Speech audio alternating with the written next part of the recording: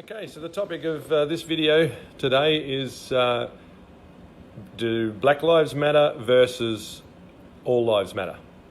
I've just finished watching a video of a white man who went into a white area with a Black Lives Matter sign, and then later he went into a predominantly black area with a sign saying All Lives Matter, just to see the responses. And it was very interesting to watch people's natures in the middle of this.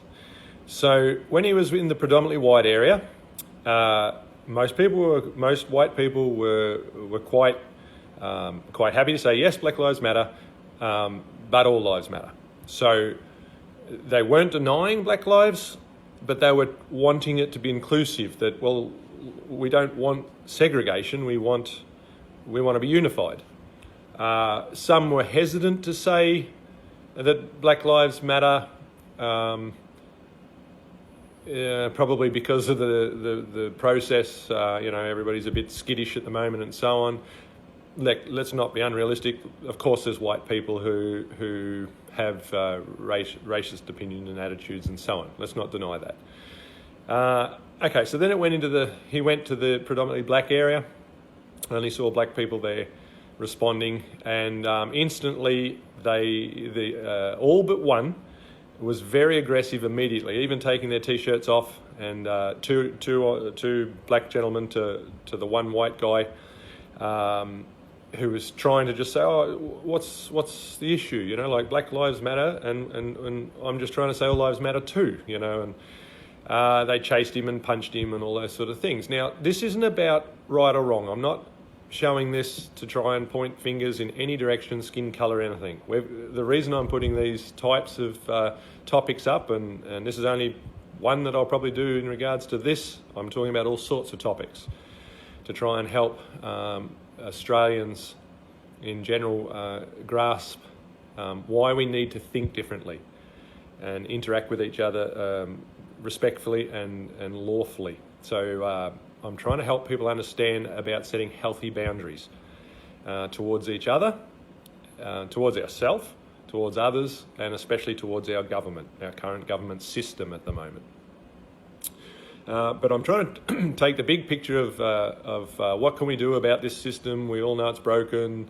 But what do I do as an individual? Well, one, we've got to acknowledge it's not broken. It's actually deliberately set up to function the way that suits the government, the banks, and all sorts of other institutions that are keeping the people deliberately fighting with each other and so on, so they don't wake up and realise that we need to band together and restore the original old system that was set up by our forefathers, where correct, lawful and respectful behaviour can be achieved easily.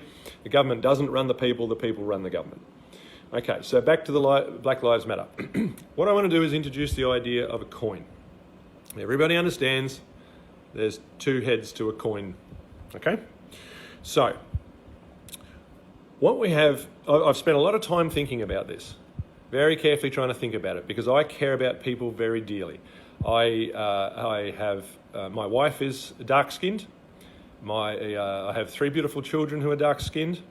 I have a daughter from a white mother from when I was much younger, who's white, and my best friend's dark-skinned. I have numerous friends who are dark-skinned, numerous friends who are white, many friends who are Asian. I've got a mix. I love variety. I love the cultures. I love their foods and all those sort of things.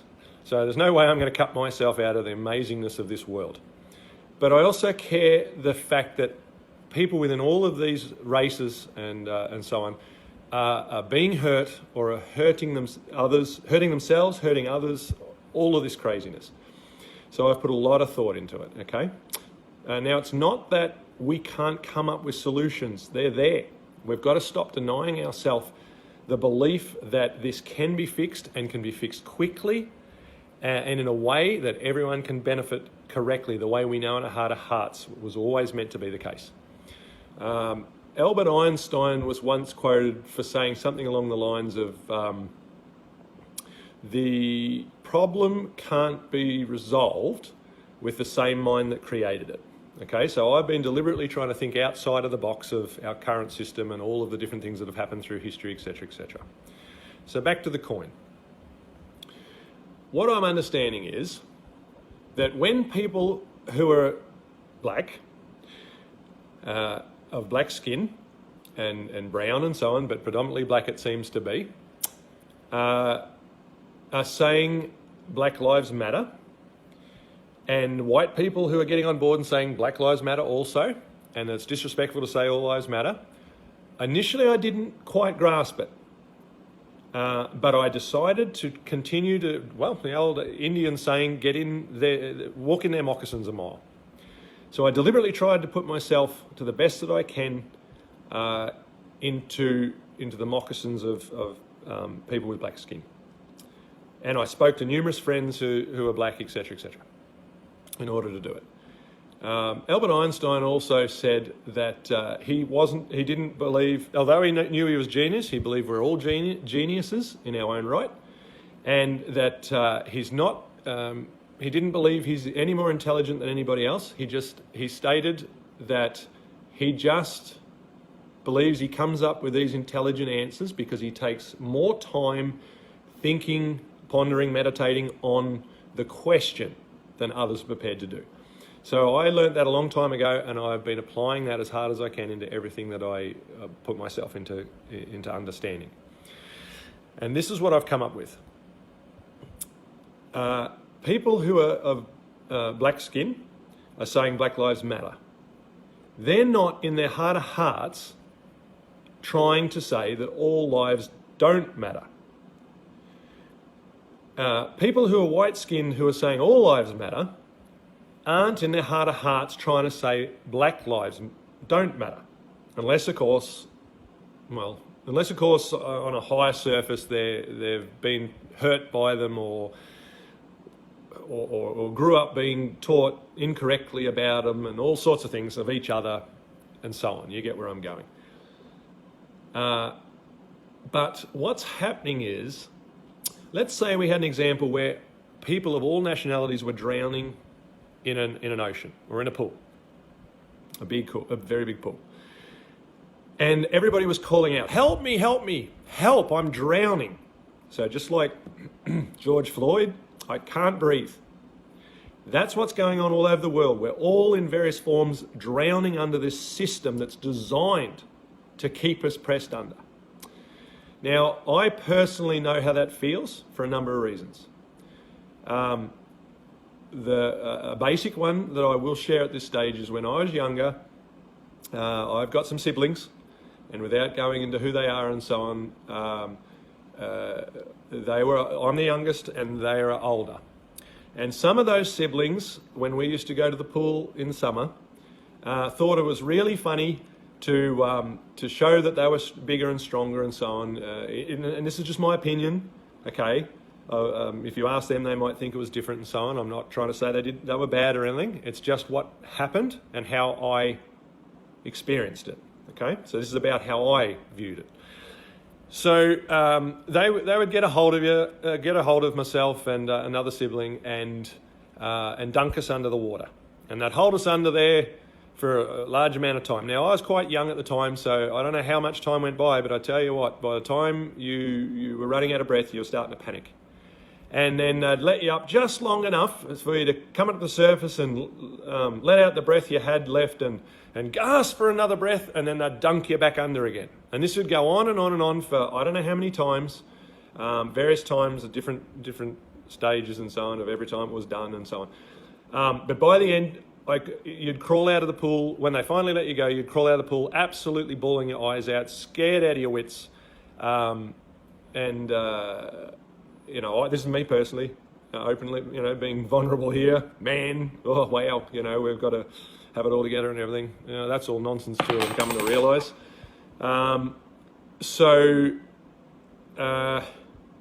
I fully understand that feeling of I can't breathe, I'm drowning, I will do everything in my power to get up for air. Now, they were stronger than me at that stage, and I couldn't bring myself up for air.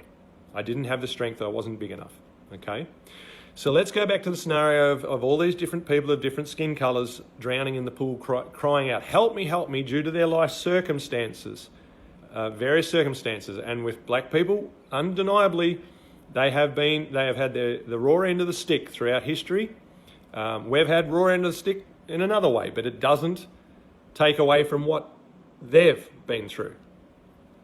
When I say we, I mean all the other nationalities.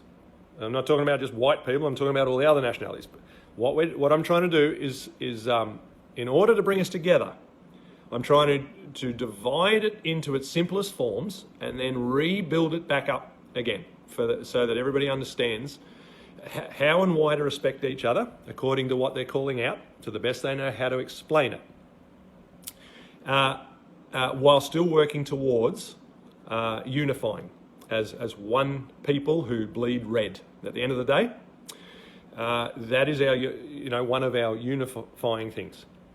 We are the human race. We all bleed red. Okay. So, if there was family members of any of those people drowning, and it doesn't even matter if it's Black Lives, the yellow skinned people could be calling out, help, help, yellow lives matter. Or the red skin people could be calling out, help, help, red skin lives matter. Okay, and all their family members and friends who are of the same colours and so on could be calling out the same thing. And in a way, white people are doing the same. Help, help, white lives matter. Okay?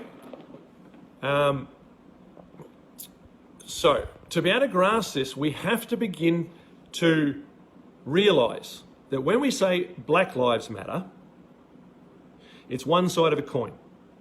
So the black people are saying, like heads in this case, would be the same thing as Black Lives Matter. And somebody else is looking in. Now that's like the small detail. They've gone to the small detail because it's their life. It's their life that matters. In their heart of hearts, they care about every life. They understand every life matters. But under the duress of what they're experiencing, it's irrelevant. Their life matters. And their immediate family and friends who are dark-skinned or in the illustration matter. So when others say, sure, but all lives matter, the reason they're offended is because they understand we're not hearing their cry that I matter. I matter. Now, as I said, it's raw for me because I understand what it feels like to not be able to breathe and be crying out for your life under the water and not being heard. And I'm 45 years of age, and these things happened when I was a young boy. So these things matter. They never go away until people care enough to hear you and either assist or get out of the way. Okay? Right, now I'll settle down because it's emotional. And any wonder people in the Black Lives Matter are getting emotional and physical and all of that. No exemption from law breaking for any reason. And I've made those mistakes. I openly confess to having made mistakes throughout my life out of all of my pains where I have made those kind of physical mistakes, which I'm sincerely regretful for and forever will be. And even when they're done in self-defense, I'm still accountable for the action. It is self-defense, so in court, it should be recognised as self-defense. However, you're still, if you can do it in any other way, shape or form, if it's at all possible, it should be done in another way. For another topic. Black Lives Matter, to each, right down to the very single black person who's calling it out. Yellow Lives Matter, right down to the very single yellow skinned person, man, woman, child. It matters. Red skin, brown skin, white skin. Okay, you get the gist. We must see the big picture at the same time as well to grasp it. Okay. Now, all lives matter is like turning the coin over. We're both looking at the same coin. We're both trying to help each other understand our opinion.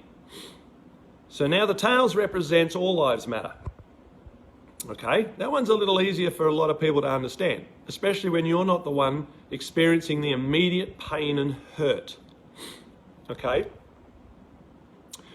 so there's far less to say about that to a degree, but it's equally as a valid opinion,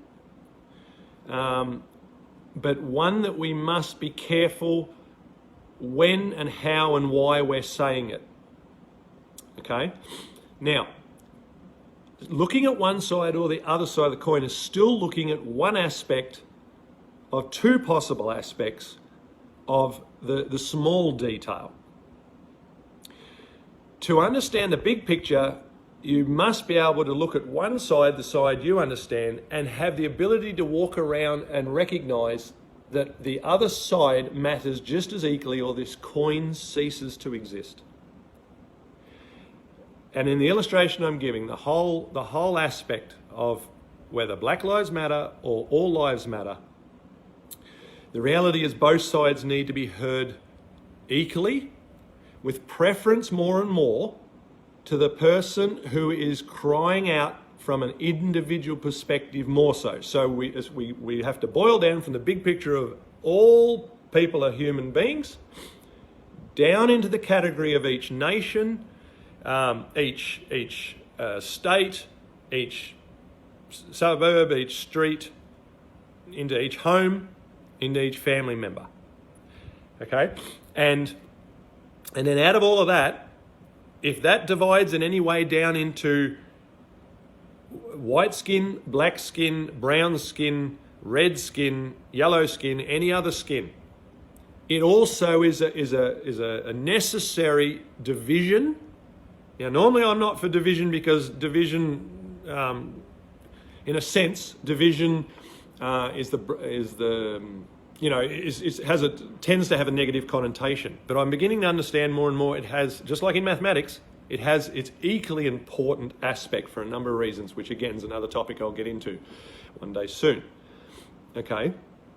But for us to be able to dissect this situation that's going on within our world and genuinely be able to do something about it, we have to grasp that first we must, in our decision making, in our thinking process and so on, when somebody cries out, "I matter," in whatever form, they're saying, "I matter, please hear me, listen to me, I'm hurting, I'm afraid, I feel in danger of my life, or I feel in danger of having my belongings forcefully removed from me, or deceitfully removed from me, or whatever it happens to be.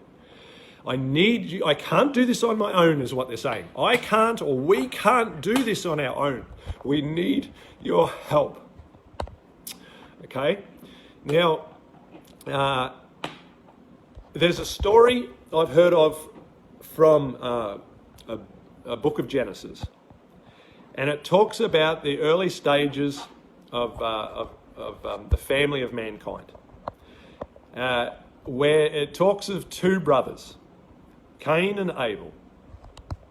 Now, Cain reportedly, for a particular reason, decided to kill his brother Abel. And in that story, God spoke to Cain and said, "Where is your brother Abel?" And Cain said to God, "Am I my brother's keeper?" Now, the story doesn't go on with God answering. God remains silent or went on talking about something else. So that begs the answer of the question. Was Cain his brother's keeper? And the truth to that I believe we all know in our heart of hearts, is yes. Regardless of my reasons, regardless of my circumstances, if I am in any position whatsoever to be able to help my brother, even if my brother cannot stand me for whatever reason, I may set healthy boundaries for him to not harm me because of those reasons. If his opinions upset me or offend me or whatever, I may set healthy boundaries, like not going around to visit him or him or her,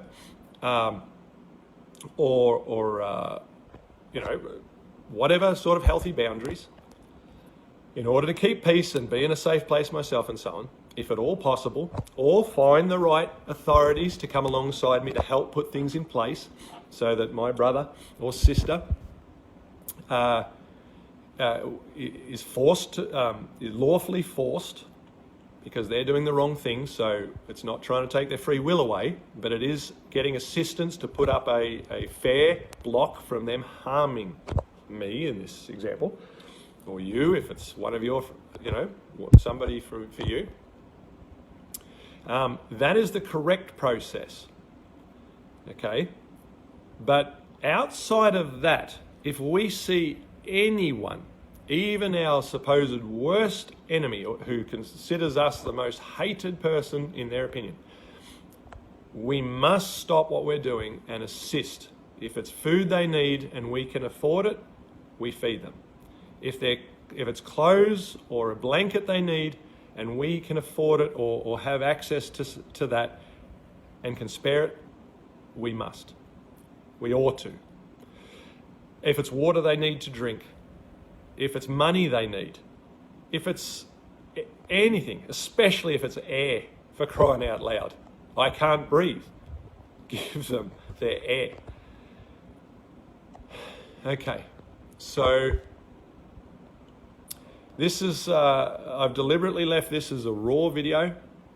I hope that it touches you emotionally also, because until we dig deep past our own hurts, past our excuses and our belief systems and our fears and insecurities and judgments and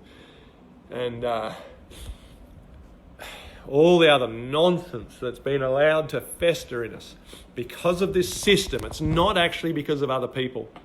It's because of this system. This system, I've explained it once before in another video. I liken it to a spring. The spring is at peace, most at peace and at rest when it's in its originally created form. It's designed that way. It has the capabilities to spring without being damaged to a certain degree, but it's at its most peace when it's relaxed.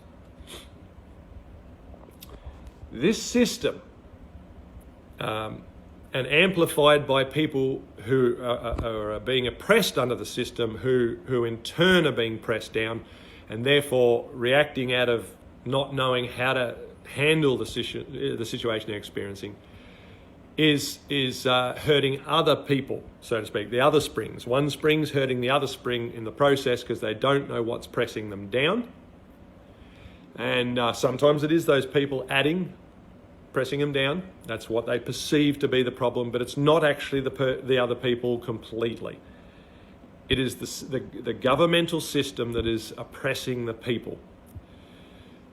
So if each of us want to have a future that is peaceful, respectful, lawful, all those things, we can do this quickly by banding together. We need to temporarily, wherever possible, if it's possible, temporarily put aside as much as you possibly can any of your prejudices, any of your belief systems, religious beliefs, all of those things. They're just getting in the way at the moment. I'm not saying give up living what you believe. I'm saying put them aside on trying to put them on others.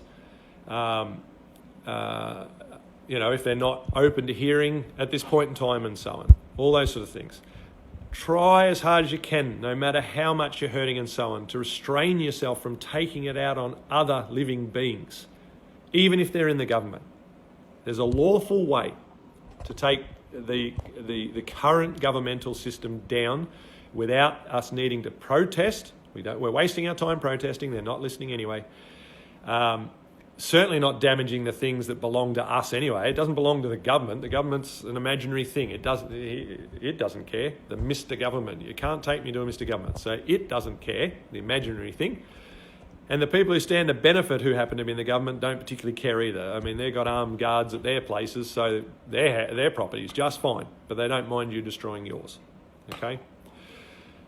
So I hope that the main point of the topic to do with Black Lives Matter versus All Lives Matter or any other skin or race, and it boils down to religion, sexual preference, etc., etc., etc. Okay, guys. Hope this helped. Bye for now.